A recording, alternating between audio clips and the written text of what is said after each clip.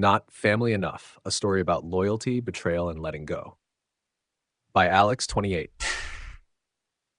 They say blood is thicker than water. I used to believe that. I used to live by it. My name's Alex. I'm 28. And for most of my life, I was the kind of person who would drop everything for family. I showed up. I covered for people. I carried more than my share. That belief, the one about loyalty, about sticking together, was what made me pay my younger brother Matt's rent for over a year, 14 months to be exact. And this is the story of how he threw that loyalty in my face, of how he told me I wasn't family enough to be at his wedding, of how I finally, truly snapped. It didn't start ugly. It started the way most family drama does, with good intentions and a desperate phone call. Matt is 25. He's always been the golden child, the charming one, the one who could screw up a dozen times and still get, he's just figuring things out from our parents. Meanwhile, I was the reliable one, the steady job, the clean record, the one who showed up and shut up. I didn't resent it. Not really.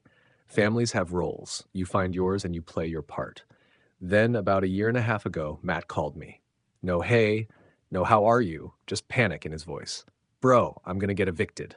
He'd lost his bartending job, again, and rent was due. He promised me it was temporary. He was applying to places.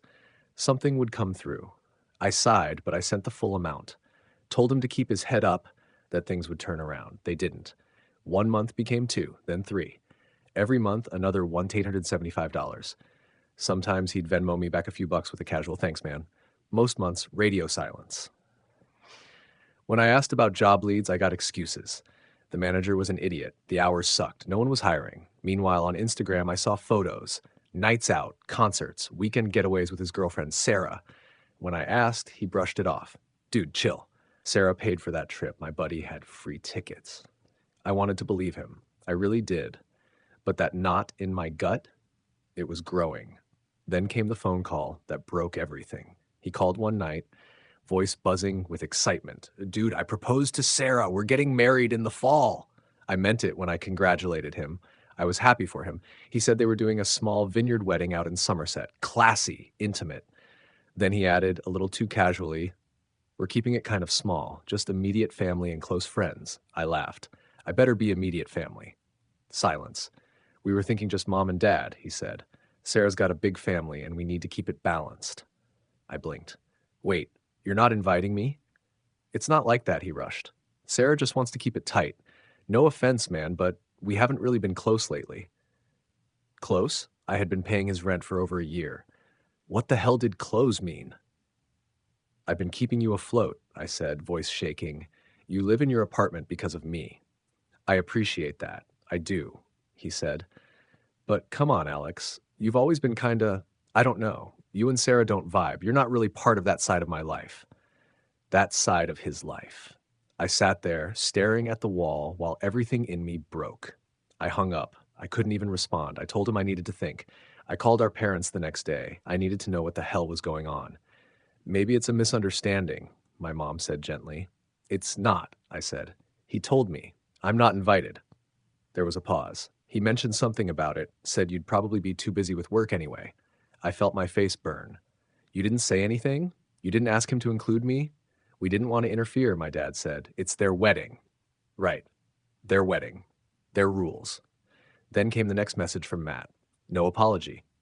No explanation. Just, hey, rent's due again. Can you send it over soon? Landlord's on my back. I stared at that text for a long time. Then I replied with one word, no. He didn't respond immediately. Hours later, I got, what do you mean no? You said you'd help until I was back on my feet.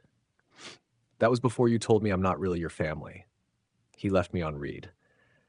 The next day, a wall of text. Guilt.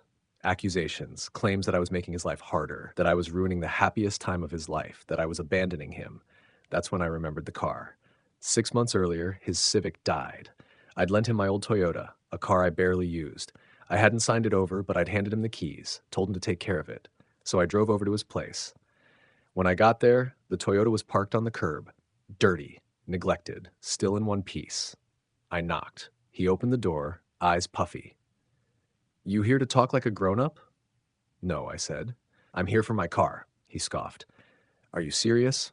Dead serious. It's mine. You can walk. Come on, man. Don't do this. You already did. I walked past him, grabbed the spare keys and any paperwork I could find. He just stood there, stunned. When I drove away, I glanced in the rearview mirror. He was standing on the sidewalk in his socks, no jacket, watching me leave. But it wasn't over. 3 days later, a voicemail landed on my phone. I almost deleted it without listening. But I did. It was Matt. His voice wasn't angry anymore. It was panicked. Alex, man, I messed up. I know you're mad. I get it. But Sarah kicked me out. She said I was too much stress before the wedding. Said if I didn't get my act together, she didn't want me at the altar. I'm at mom and dad's, but they said I can't stay more than a week. I'm really screwed. Can we talk? I stood in the hallway at work, staring at the wall, his words echoing in my ears. So now he had nowhere to go. The guy who told me I didn't belong in his life now wanted a hand again. And you know what? A small part of me, the old part, felt sympathy.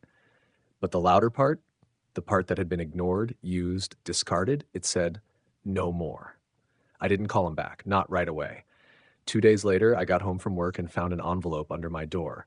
No return address, just my name scribbled in his handwriting. Inside was a letter written on notebook paper. It started civil. Said he never meant to hurt me, that he was just trying to survive, that everything got overwhelming. But halfway through, it turned. He accused me of playing the martyr, said I was making him grovel, said if I didn't want to be part of his life, fine. I don't need you, he wrote. That line, that was it. I saw it all clearly then. The rent, the car, the years of quiet sacrifice. It was never about appreciation. It was always about utility. I wasn't a brother. I was a resource. I went to see my parents that weekend. They looked surprised when I showed up. Matt's not here, my mom said quickly. I know, I said. He left that letter at my door. She sighed. He's been all over. Couch surfing. He asked if he could borrow the Toyota again. I raised an eyebrow. I told him no, she added. That it's yours. He didn't take it well. Of course not. He's still your brother, Alex, she said. Not when it's convenient, I said. Not just when he needs a ride. That night, I couldn't sleep. I thought about who I had been for so long, the fixer, the quiet one, the one who swallowed everything in the name of family. Not anymore. The next morning, I drove to the courthouse. Nothing dramatic, just paperwork. The car was still in my name. I filed for an official repossession, locked it all down, no insurance under his name, no registration renewals, nothing.